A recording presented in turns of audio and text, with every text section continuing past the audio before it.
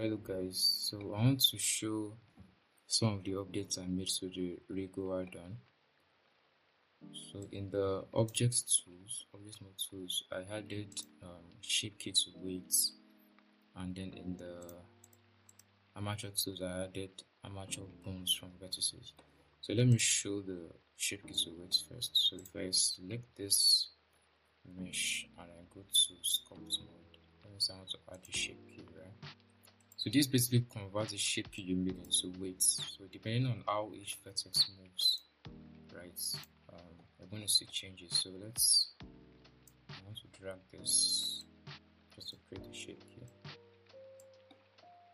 Okay, so we have this simple shape key here. I'll go back to object mode, and then if I select this and just take a look at this vertex group window here. So when I click on this and say shape key to weights, it's going to use the name. So let me rename this to say move or something. So when I select this and I still shape key to weights, it's going to create the same name, right? So it's going to create that shape key for us. Sorry, the vertex group for us. So if I go to weight paint mode now, I can see that okay, I move this part of the mesh more than this part of the mesh, which is why you are seeing this.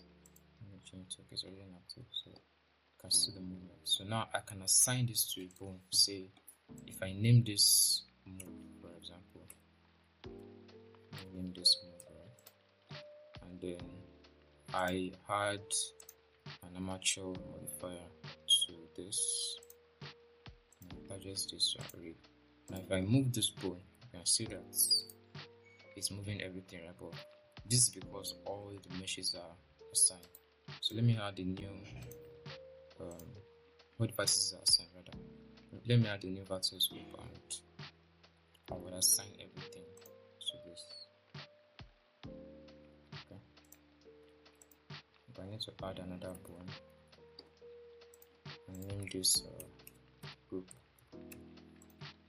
Okay. Okay, now you can see the difference. So the shape key I created made this move vertex group. So when I say that it's working based on the shape key I made, right? So let's say I add another bone. I add another bone here, and I name this X, for example. Now if I create if I did this vertex group, and let me create a new shape key called group, right? Just to show you how amazing this is. If I say I want to just move this vertex, maybe all of these vertices, right? I move them down, and I also move this down like this. So this is the shape key I created with this. So when I select this again and I say shape key to weights, we already have a group bone. So all I need to do is just select this bone and move it down, as you can see. So this is what we created. So this is how much powerful this particular feature is. Alright, let's go to the next feature, which is the Armature bones from vertices. So let's say for example you want to create vertices and you want to create bones on specific vertices and you don't want to do this manually.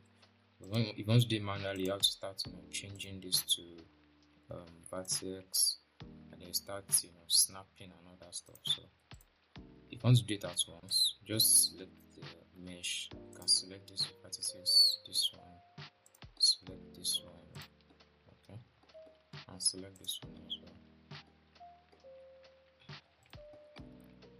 Alright, so we have 6 vertices selected. So we'll just go back to object mode and say Armature bones from vertices.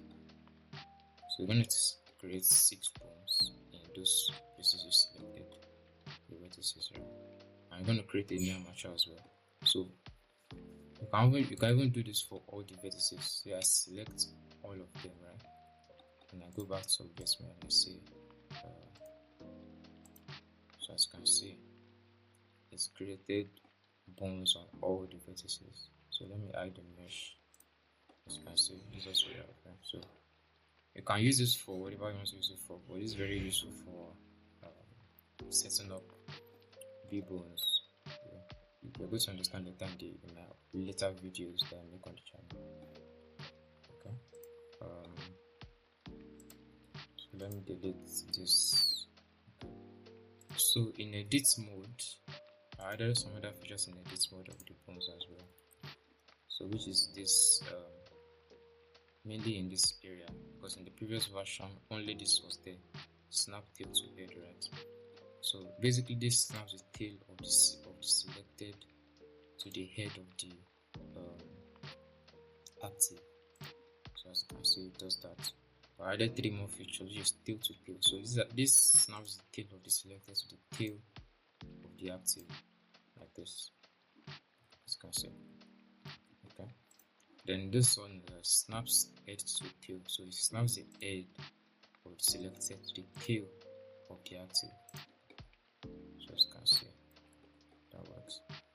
And snaps the head to head. So it snaps the head of the selected to the head of the active, just like this.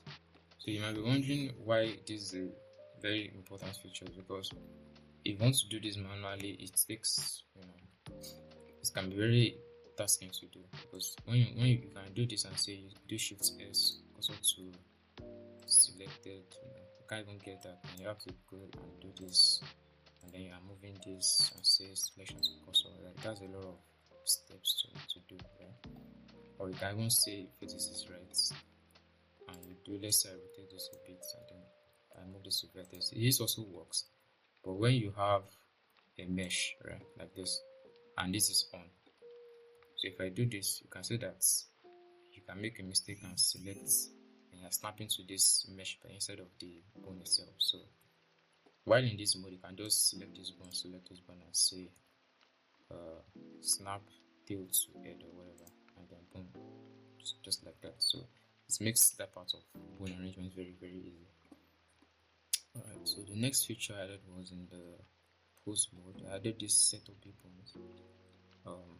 This helps you in setting up B-bones properly. Let's say you have a rig and you want to do a B-bone setup, right?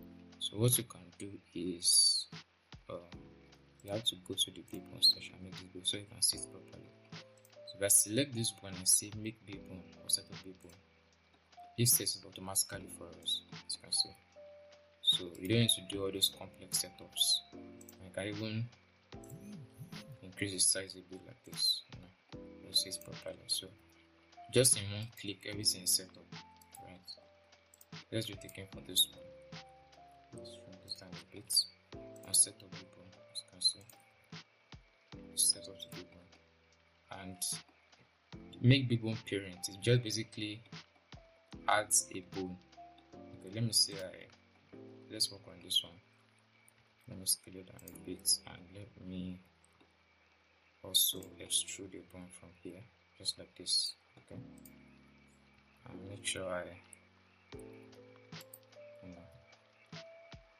clear the parents so it's independent, right? So I can select both of these and say set up people, and it sets it up for both of them at the same time. Okay, so I can select these 2 bones and move them independently or rotate them independently, whatever, it works. So what you might also want to do is to make a parent. So instead of creating a new bone in this area and parenting, you can just select these 2 bones and create a controller. So make big bone parent is just you set up that controller. You can say this small bone, which was not there before. So I select these 2 bones and say make big bone parent.